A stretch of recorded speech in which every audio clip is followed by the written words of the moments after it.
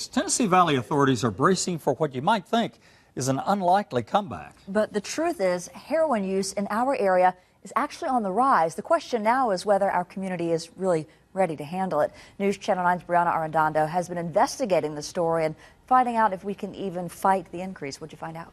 Kim Calvin, Hamilton County already has some resources in place to handle drugs, but other counties don't. Now, I dug into what programs are worth the money and how the heroin resurgence is changing.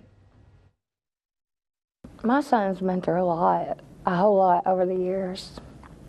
And 33-year-old Kerrie Rogers struggles to grasp the impact her drug addiction has had on her 12-year-old son. Over 2 decades, she has abused opiates and methamphetamine. But now, with the help of the Hamilton County Drug Court, she's living clean and working hard to rebuild family bonds. I remember that I was just so exhausted because I was bucking the system. I was trying to fight the program.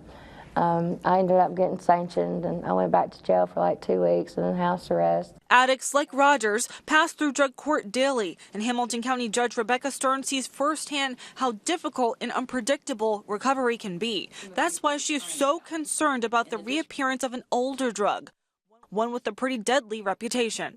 I was talking to some police officers, I believe it was, and they're like, heroin's back on the streets in Chattanooga. The Tennessee Bureau of Investigation counts just 10 heroin offenses since 2010 in Hamilton County. But in other parts of the state, heroin use doubled in the past 2 years. Those on the front lines say today's drug users don't have to worry about cash because today's heroin is cheaper. We know that client is usually a male.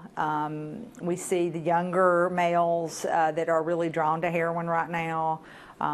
Really the high school and college-aged population, which is of concern.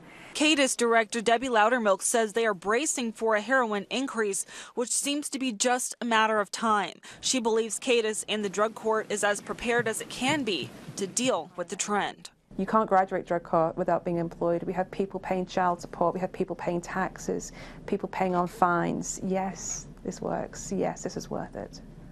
Outside the city and across the state line, it's a reality check. A lack of resources concerns Catoosa County Sheriff Gary Sisk. I will tell you that we have formalized a committee for the Lookout Mountain Judicial Circuit, and we are actively seeking grant funding to not just a drug court, but hopefully in an effort to maybe start an accountability court. The sheriff agrees drug court and treatment programs do work. Plus, he says addicts need a community's support to succeed. I don't see any end in sight unless we start trying to deal more with the demand for the products. Back in Kerrie Rogers' world, she fights the pull of her addiction, thinking of her son and the other blessings of sobriety she now enjoys. I do what I need to do for me to stay clean. TBI investigators say addicts are now smoking and snorting pure heroin. This certainly seems like a tragic turn when you look at overall fight against addiction, you know. Briona, do authorities know why heroin is coming back? Kim Calvin, they're linking the comeback to the rise in the statewide prescription pill abuse problem and also to the fact that heroin is now cheaper.